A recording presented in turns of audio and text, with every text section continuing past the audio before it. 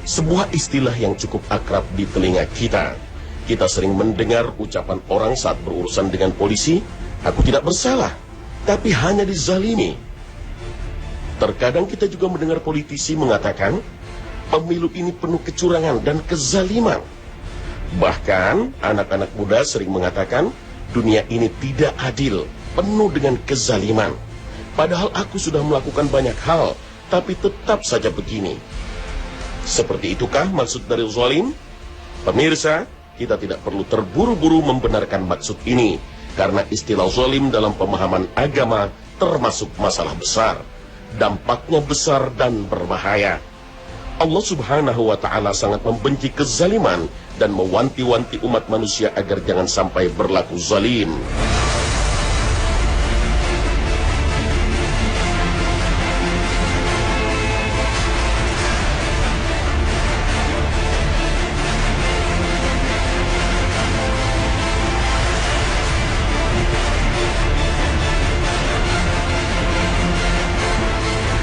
Assalamualaikum warahmatullahi wabarakatuh.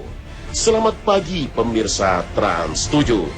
Khazanah Ensiklopedia Islam Dunia pagi ini kembali hadir ke hadapan Anda untuk berbagi informasi Islami. Semoga menginspirasi dan menjadi motivasi aktivitas Anda hari ini. Banyak orang memahami istilah kezaliman atau dalam bahasa Arab az-zulmu adalah tindakan menganiaya orang lain atau memaksanya untuk melakukan sesuatu yang tidak diinginkan. Pemahaman ini tidak keliru, tetapi kurang lengkap. Hakikat kezaliman adalah meletakkan sesuatu bukan pada tempatnya dengan maksud aniaya. Maka kezaliman bisa terjadi pada orang lain atau pada diri sendiri. Di sisi lain, kezaliman bisa mengakibatkan kerugian materi atau kerugian non-materi. Seorang suami yang tidak menghargai istrinya, tidak memperlakukan anak-anaknya secara adil, dan tidak menafkahi keluarganya atau pelit kepada mereka, maka dia telah berlaku zalim. Seorang ibu yang tidak mendidik anak-anaknya berdasarkan agama Allah, tidak menjaga rumah suaminya, dan tidak melakukan kewajiban-kewajibannya, juga telah berbuat zalim.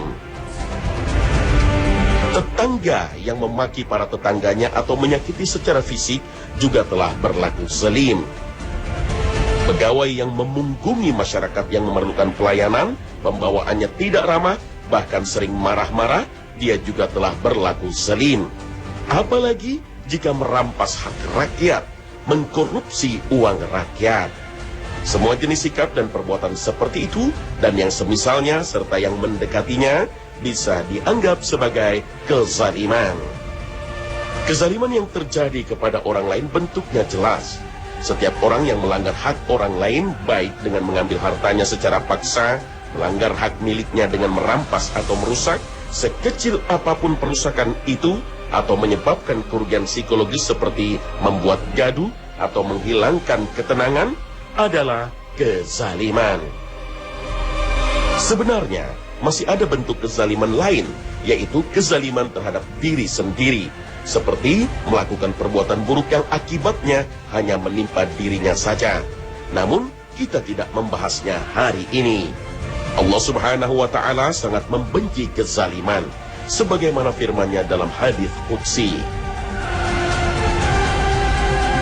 "Wahai hamba-hambaku, sesungguhnya aku mengharamkan atas diriku untuk berbuat zalim kepada hamba-hambaku, dan aku mengharamkan pula atas kamu sekalian. Maka janganlah kamu sekalian saling menzalimi satu dengan yang lain." Hadis riwayat Muslim.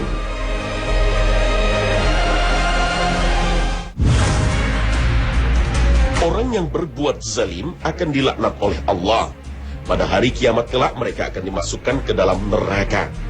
Para malaikat akan diperintahkan untuk mengumpulkan orang-orang yang zalim beserta teman sejawat mereka dan apa yang dahulu mereka sembah selain Allah, lalu menunjukkan kepada mereka jalan ke neraka. Seperti itulah Allah Subhanahu wa Ta'ala menjanjikan bagi orang-orang zalim. Mereka juga tidak akan mendapatkan pemberi syafaat yang bisa menyampaikan permohonannya kepada Allah agar bisa keluar dari neraka. Padahal itu sangat diharapkannya. Allah berfirman dalam surah Ghafir ayat 18. Tidak ada seorang pun teman setia bagi orang yang zalim, dan tidak ada baginya seorang pemberi syafaat yang diterima pertolongannya. Orang zalim juga ada yang disiksa di dunia ini. Rumah-rumah mereka runtuh karena kezaliman mereka. Demikian dikatakan dalam surah An-Naml ayat 52. Dalam Al-Quran surah Ibrahim ayat 45 juga disebutkan bahwa kaum muslim ada yang tinggal di tempat orang terdahulu yang menzalimi diri sendiri, dan telah nyata bagaimana Allah telah berbuat terhadap mereka. Saat-saat terakhir di dunia ini, orang zalim akan mengalami proses sakaratul maut yang sulit. Allah berfirman, alangkah ngerinya sekiranya engkau melihat pada waktu orang-orang zalim berada dalam kesakitan sakaratul maut, sedang para malaikat memukul dengan tangannya sambil berkata, keluarkanlah nyawamu. Al-Quran surah Al-An'am ayat 93. Tersebarnya kezaliman dengan segala jenisnya merupakan isyarat akan datangnya azab Allah subhanahu wa ta'ala. Kita tentu ingat akan kezaliman umat-umat terdahulu, sehingga Allah subhanahu wa ta'ala menurunkan azab yang sangat pedih. Umat Nabi Nuh ditenggelamkan Allah subhanahu wa ta'ala. Umat Nabi Lut dibenamkan Allah dan dihujani api. Kaum Ad dan Thamud, Allah subhanahu wa ta'ala berfirman, maka betapa banyak negeri yang telah kami binasakan karena penduduknya dalam keadaan zalim, sehingga runtuh bangunan-bangunannya, dan betapa banyak pula sumur yang telah ditinggalkan, dan istana yang tinggi tidak ada penghuninya. Al-Quran surah Al-Hajj ayat 45. Oleh karena itu, jika kezaliman merajalela, banyak orang berbuat zalim, tapi kezaliman itu tetap jaya, bukan berarti Allah subhanahu wa ta'ala mengabaikan kezaliman itu. Allah tidak akan pernah melupakan perbuatan mereka, walau tidak langsung menurunkan siksa. Allah subhanahu wa ta'ala berfirman, dan janganlah engkau mengira bahwa Allah lengah dari apa yang diperbuat oleh orang yang zalim. Sesungguhnya Allah menangguhkan mereka sampai hari yang pada waktu itu mata mereka terbelalak. Al-Quran surah Ibrahim ayat 42. Rasul sallallahu alaihi wasallam bersabda, takutlah kamu berbuat kezaliman, karena sesungguhnya kezaliman itu adalah kegelapan-kegelapan pada hari kiamat. Hadis riwayat Muslim dan Ahmad. Islam sangat mencegah terjadinya kezaliman itu dengan memberikan balasan yang sangat berat kepada para pelakunya. Rasulullah bersabda, barang siapa melihat ke dalam rumah saat kaum tanpa izin mereka, maka dihalalkan bagi mereka untuk mencongkel matanya. Hadis riwayat Bukhari. Kemudian Nabi bersabda, barang siapa yang mendengarkan pembicaraan suatu kaum, padahal mereka tidak menyukainya, maka Allah akan menusuk telinganya dengan peluru yang meleleh pada hari kiamat. Hadis riwayat Bukhari. Riwayat yang lain juga menyebutkan bahwa Rasulullah bersabda, barang siapa yang menzalimi sejengkal tanah, maka akan dikalungkan kepadanya 7 bumi. Hadis riwayat Bukhari. Dengan demikian, kezaliman bukan perkara ringan. Perbuatan itu akan sangat memberatkan pelakunya baik di dunia, lebih-lebih di akhirat. Jika dia ahli ibadah, maka ia akan bangkrut di hari kiamat karena harus merelakan seluruh pahalanya untuk orang yang dizalimi. Kemudian dosa orang yang dizalimi diberikan kepada sang pelaku kezaliman. Diriwayatkan dari Abu Hurairah bahwa Rasulullah SAW pernah bertanya kepada para sahabat, tahukah kalian siapakah orang yang bangkrut itu? Para sahabat menjawab, menurut kami orang yang bangkrut di antara kami adalah orang yang tidak memiliki uang dan harta kekayaan. Rasulullah SAW bersabda, sesungguhnya umatku yang bangkrut adalah orang yang pada hari kiamat datang dengan sholat, puasa dan zakat, tetapi ia selalu mencaci maki, menuduh dan makan harta orang lain serta membunuh dan menyakiti orang lain. Setelah itu pahalanya diambil untuk diberikan kepada setiap orang dari mereka hingga pahalanya habis. Sementara tuntutan mereka banyak yang belum terpenuhi. Selanjutnya, sebagian dosa dari setiap orang dari mereka diambil untuk dibebankan kepada orang tersebut, hingga akhirnya ia dilemparkan ke neraka. Hadis riwayat Muslim. Na'udzubillah min dzalik. Semoga kita terhindar dari berbuat kezaliman. Ada sebuah kisah yang dituturkan Imam Az-Zahabi dalam kitabnya Al-Kabair. Suatu ketika ada seorang pria yang tangannya putus dari pangkal pundaknya berteriak, "Barang siapa yang melihatku, maka janganlah pernah menganiaya seorang pun." Aku pun mendekatinya dan bertanya, "Wahai saudaraku, bagaimana ceritanya hal ini bisa terjadi?" Dia berkata, "Kisah yang aneh. Dahulu aku adalah orang yang sering berbuat zalim. Pada suatu hari, aku melihat seorang nelayan yang mendapatkan ikan yang sangat besar, dan aku pun tertarik akan ikan itu. Kemudian aku datang kepadanya dan berkata, 'Berikanlah ikan itu kepadaku.'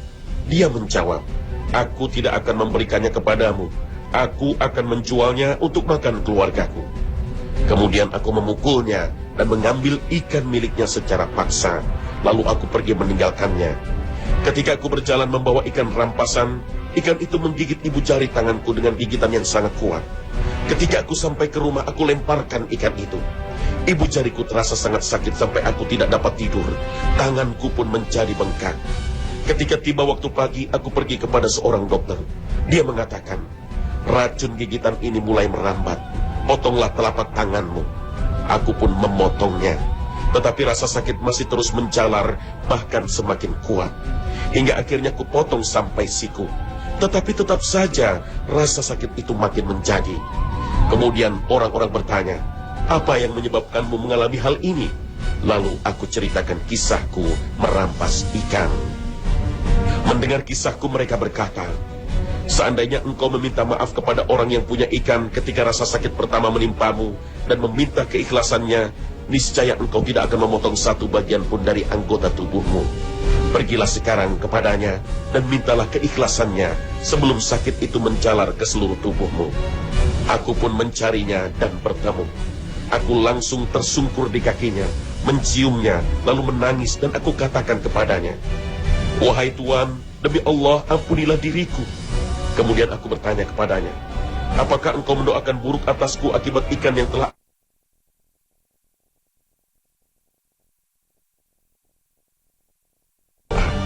Ya Allah, dia telah menganiayaku dengan kekuatannya, maka tunjukkanlah kekuasaanmu dalam hal itu. Lalu aku berkata, 'Wahai Tuan, Allah telah menunjukkan kekuasaannya terhadap diriku, dan aku bertaubat kepada Allah Subhanahu wa Ta'ala.' Inilah bahayanya perbuatan zalim. Sufyan Tsauri berkata, bertemu Allah dengan 70 dosa yang engkau lakukan atas Allah akan lebih ringan daripada bertemu dengannya dengan membawa satu dosa yang engkau lakukan atas orang lain.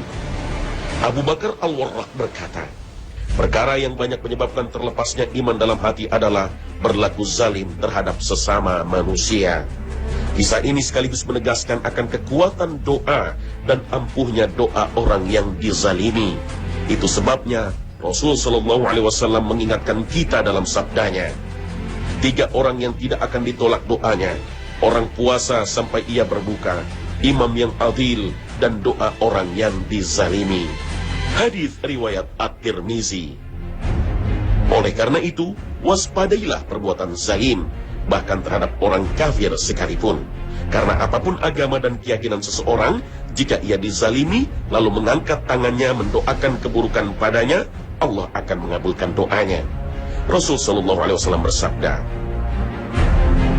hendaklah kamu waspada terhadap doa orang yang dizalimi, sekalipun dia adalah orang kafir. Maka sesungguhnya tidak ada penghalang di antaranya untuk diterima oleh Allah. Hadis riwayat Ahmad. Oleh karena itu Rasulullah Shallallahu Alaihi Wasallam berpesan kepada Mu'az bin Jabal saat mengutusnya ke Yaman, dan takutlah doa orang yang terzalimi, karena tidak ada penghalang antara ia dengan Allah. Muttafaq alaihi. Pada dasarnya dibolehkan bagi orang yang dizalimi dan dianiaya untuk membela dirinya. Salah satu bentuknya adalah dengan mendoakan keburukan atas orang yang menzaliminya. Allah Ta'ala berfirman, Allah tidak menyukai ucapan buruk yang diucapkan dengan terang kecuali oleh orang yang dianiaya. Allah adalah maha mendengar lagi maha mengetahui. Al-Quran Surah An-Nisa ayat 148.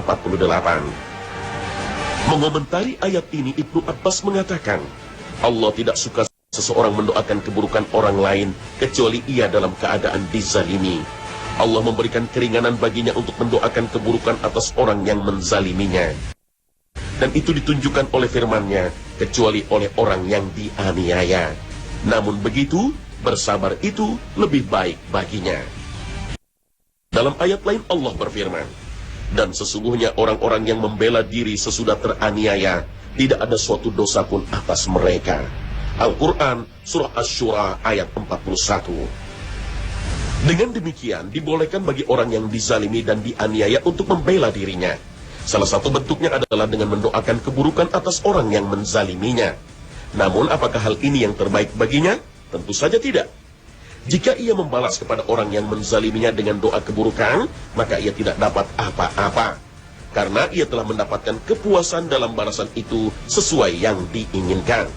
Berbeda jika doanya dengan niatan agar orang-orang tidak lagi menderita akibat kejahatannya, maka ia mendapat pahala.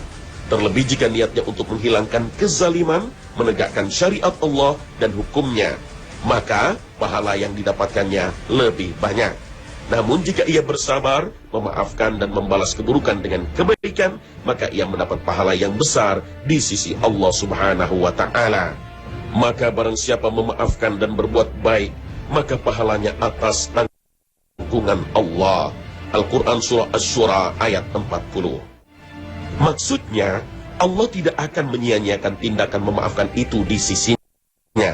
Tetapi Allah akan memberikan pahala yang besar dan balasan baik yang setimpal. Rasul Shallallahu Alaihi Wasallam menjanjikan dalam hadis sahih, tidaklah Allah menambah kepada hamba melalui maaf yang ia berikan kecuali kemuliaan. Hadis riwayat Muslim.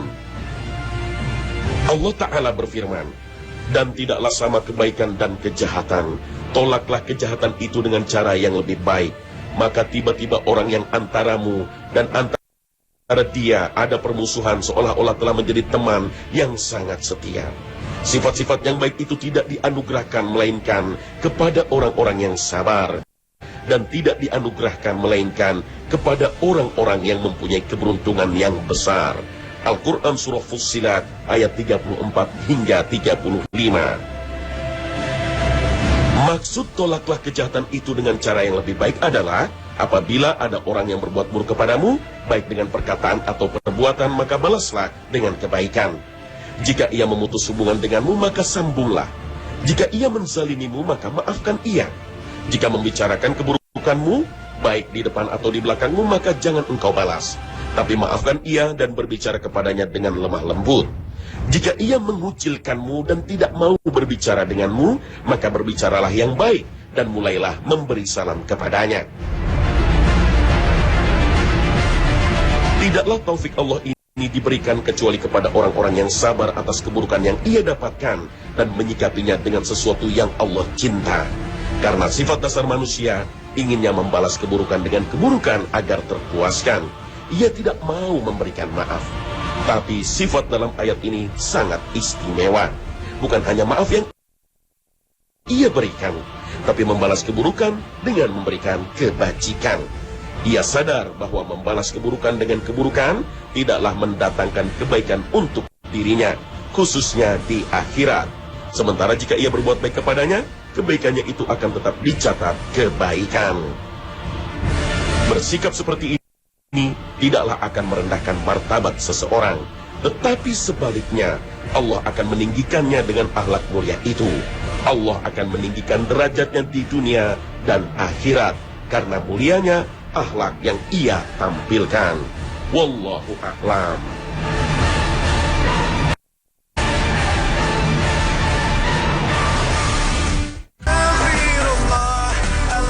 Pemirsa Khazanah, begitu bencinya Allah Subhanahu wa Ta'ala terhadap kezaliman. Oleh karena itu hendaknya kita mengevaluasi diri dari waktu ke waktu untuk membersihkan debu-debu kezaliman dari pakaian kita. Semoga Allah Subhanahu wa Ta'ala senantiasa menjauhkan kita dan anak-anak kita dari segala bentuk kezaliman. Amin ya rabbal alamin. Terima kasih atas perhatian Anda. Wassalamualaikum warahmatullahi wabarakatuh.